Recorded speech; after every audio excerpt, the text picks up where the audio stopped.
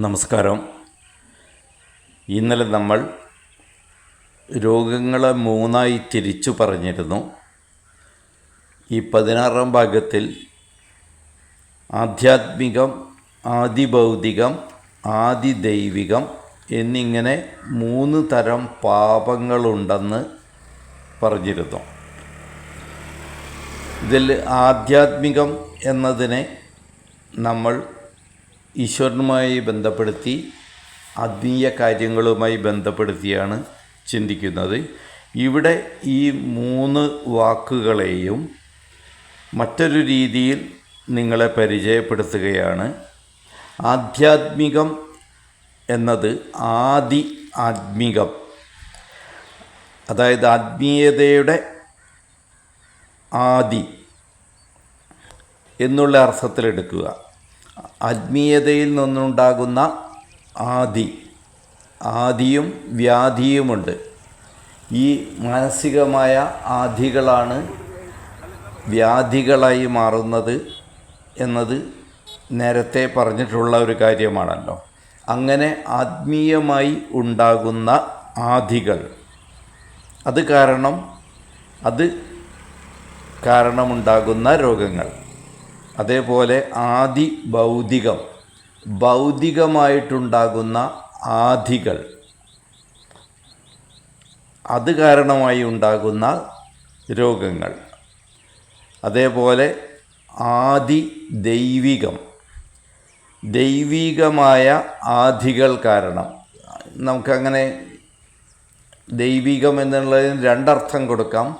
ഒന്ന് പ്രകാശം അല്ലെങ്കിൽ നന്മ എന്നുള്ള അർത്ഥം, അല്ലെങ്കിൽ നമ്മളെല്ലാം സങ്കല്പിക്കുന്ന ദൈവമെന്ന ഒരർത്ഥം. അതിനെക്കുറിച്ച് അത് സംബന്ധിച്ചുമുണ്ടാകുന്ന ആദിയിൽ നിന്ന് ഉണ്ടാകുന്ന പാപങ്ങൾ. ഇവയെ വിശദമായിട്ട് പഠിക്കേണ്ട വിഷയങ്ങളാണ്. ദൈവത്തിൻ്റെ പേരിലും നമ്മൾ ചില പാപങ്ങളെല്ലാം ചെയ്യാറുണ്ട്. ഇപ്പോൾ ഏറിയ കൂറും ദൈവത്തിൻ്റെ പേരിലുള്ള പാപങ്ങളാണ് സമൂഹത്തിൽ കാണുന്നത്. മനുഷ്യജീവിതം വികലവും അസ്വസ്ഥവുമാക്കുന്നതിന് ഇപ്പോഴത്തെ ദൈവിക സങ്കല്പങ്ങൾ വലിയ പങ്ക് വഹിക്കുന്നു. ഇങ്ങനെ ഉണ്ടാകുന്ന ആദികൾ, ഇത് നമ്മളെ രോഗങ്ങളിലേക്ക് നയിക്കുന്നു. ഈ രീതിയിൽ കൂടി ഇന്നലത്തെ ഭാഗം ഒന്ന് പുനർവിചിന്തനം നടത്തിയാൽ വളരെ ഇതുവരെ കടന്നു പോകാത്ത ചില മേഖലകളിലേക്ക് നമ്മുടെ ചിന്തകൾ കടന്നു പോകും എന്ന് സൂചിപ്പിക്കുകയാണ്. ഇന്നലെ നമ്മൾ ജീനും ക്രോമസോമും ബീജഭാഗാവയവം, മാതൃജം, പിതൃജം എന്നിങ്ങനെയുള്ള ചില വാക്കുകൾ പരിചയപ്പെട്ടിരുന്നു. അതേപോലെ ദൗഹൃദാപചാരജ രോഗങ്ങൾ, ഗർഭകാലത്ത് ഗർഭവുമായി ബന്ധപ്പെട്ട് കുഞ്ഞിലുണ്ടാകുന്ന രോഗങ്ങൾ, ഇവയെല്ലാം പറഞ്ഞിരുന്നു. അവയെല്ലാം മനസ്സിൽ വെച്ചുകൊണ്ട് തന്നെ വേണം ഇന്നത്തെ ഭാഗത്തേക്ക് നമ്മൾ കടന്നു പോകുന്നത്. ആദിബലപ്രവൃത്തവും ജന്മബലപ്രവൃത്തവും, ഈ 2 ഭാഗങ്ങൾ അങ്ങനെയുള്ള രോഗങ്ങൾ കഴിഞ്ഞാൽ പിന്നെ ദോഷബലപ്രവൃത്ത രോഗങ്ങളെയാണ് നമ്മൾ പരിഗണിക്കേണ്ടത്.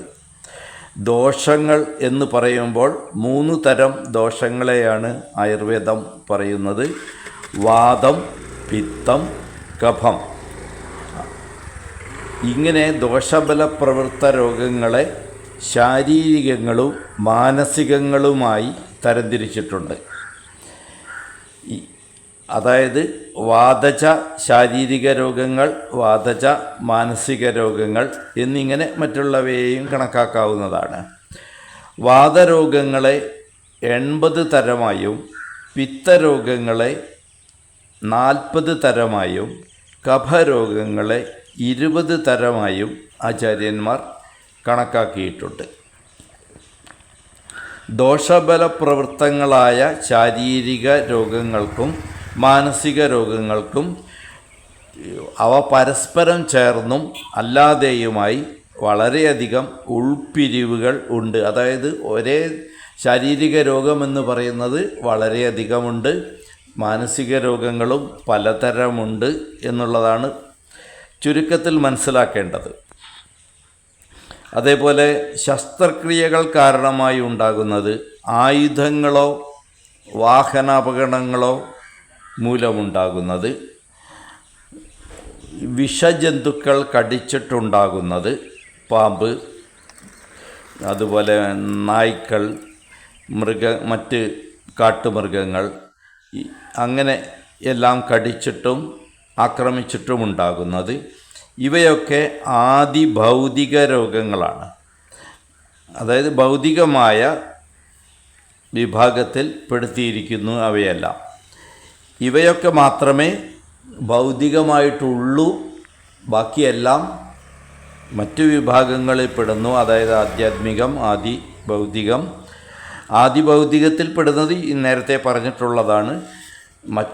മറ്റുള്ളവയെല്ലാം ആധ്യാത്മികവും ആദി ദൈവികവുമാണെന്ന് അറിയുക. ആദി ദൈവികങ്ങളായ രോഗങ്ങൾ ഏറിയ കൂറും ദുഃഖങ്ങളിൽ നിന്നും നിരാശകളിൽ നിന്നും ഉണ്ടാകുന്നവയാണ് എന്നുകൂടി സൂചിപ്പിക്കാൻ ആഗ്രഹിക്കുകയാണ്. കാലബലപ്രവൃത്തമായ രോഗങ്ങളാണ് ഇന്ന് ഏറിയ കൂറും കാണുന്നത്. വേനൽ പോയി വർഷം വരുന്നു, ഉടനെ നാട്ടിലാകെ പനി വ്യാപിക്കുന്നു.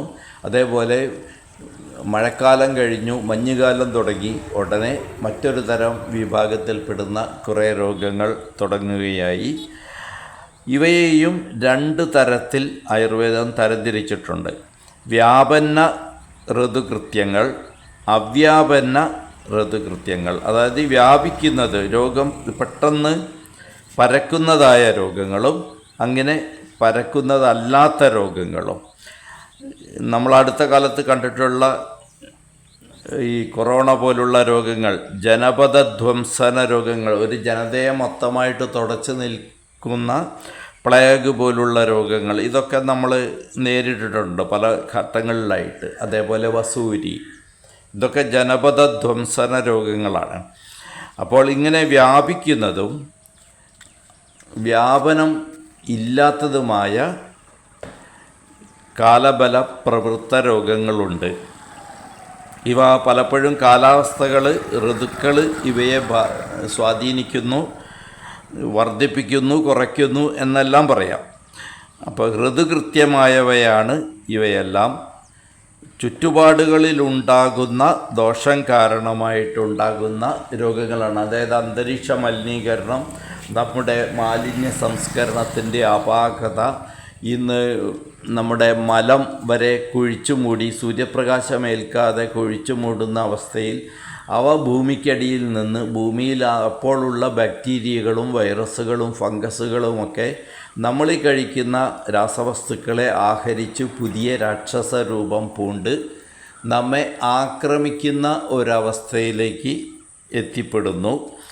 അങ്ങനെ പുതിയ പുതിയ രോഗങ്ങൾക്കവ കാരണമാകുന്നു, അവയിൽ ജനിതകമാറ്റം വരുന്നു എന്നെല്ലാമുള്ള വളരെ വലിയൊരു വിജ്ഞാനശാഖ ഇതിൻ്റെ പിന്നിലുണ്ട്. അപ്പോൾ മഴ, വേനൽ, മഞ്ഞ്, ചൂട്, തണുപ്പ് ഇവയൊക്കെ കാലം തെറ്റി വന്നാൽ അതുവഴി ഉണ്ടാകുന്ന സാംക്രമിക രോഗങ്ങൾ, അതേപോലെ കൊടുങ്കാറ്റ്, കടുത്ത വേനൽ, വെള്ളപ്പൊക്കം, ഇവയെല്ലാം ഉണ്ടാക്കുന്ന രോഗങ്ങൾ, ഇതെല്ലാം ജനപദധ്വംസന രോഗങ്ങളായി മാറാറുണ്ട്. ആചാര്യന്മാർ പറയുന്നത് പ്രധാനമായും മനുഷ്യ മനസ്സിന് മാറ്റം വരുമ്പോഴാണ് ഇങ്ങനെ പ്രകൃതി കോപിക്കുന്നത് എന്നാണ്. പ്രപഞ്ച മനസ്സുണ്ട്, പ്രകൃതിക്കൊരു മനസ്സുണ്ട്, ഭൂമിയാകുന്ന അമ്മയ്ക്കൊരു മനസ്സുണ്ട്. ഈ മനസ്സിന് മുറിവേൽക്കുന്നു എന്ന് താത്വികമായിട്ട് നമുക്ക് പറയാം. അപ്പോൾ മനുഷ്യ മനസ്സിന് മാറ്റം വരുമ്പോഴാണ് പ്രകൃതിയിലും മാറ്റങ്ങൾ ഉണ്ടാകുന്നത്. അതായത് നമുക്കൊരു ആന്തരിക പ്രകൃതിയും ഒരു ബാഹ്യപ്രകൃതിയുമുണ്ട്. ഇവ തമ്മിൽ എപ്പോഴും കൊടുക്കൽ വാങ്ങലുകൾ നടക്കുന്നുണ്ട് എന്നുള്ളതാണ് നമ്മുടെ ആചാര്യന്മാരുടെ വീക്ഷണം. ഭാരതീയ ആത്മീയ ചിന്തകളും തത്വശാസ്ത്രങ്ങളുമായിട്ട് വളരെയധികം ഒത്തുപോകുന്ന ചിന്തകളാണ് ആയുർവേദവും നമ്മോട് പങ്കുവയ്ക്കുന്നത്. ഈ പുനർവസു, ആത്രേയൻ, ഭാർഗവൻ തുടങ്ങിയ ആചാര്യന്മാരെല്ലാം ഇതേക്കുറിച്ച് വളരെ വിശദമായും ഭംഗിയായും നമുക്ക് മനസ്സിലാകുന്ന ഭാഷയിൽ നമ്മോട് വ്യക്തമായി പറഞ്ഞിട്ടുണ്ട്. ജനപദധ്വംസനത്തിൻ്റെ ലക്ഷണങ്ങൾ കാണുമ്പോൾ ആത്രേയ മഹർഷി തൻ്റെ മകനെ വിളിച്ചിട്ട് ചില പ്രത്യേക ഔഷധങ്ങൾ ഉടനെ പറിച്ചു വയ്ക്കാൻ പറയുന്നുണ്ട്. ഉടനെ പറിച്ചു വയ്ക്കുന്നത് എന്തിനാണ്? ഇങ്ങനെ അന്തരീക്ഷത്തിൽ മാറ്റം വരുമ്പോൾ ഔഷധങ്ങളുടെ വീര്യം മാറും, അവയുടെ ഗുണം മാറും,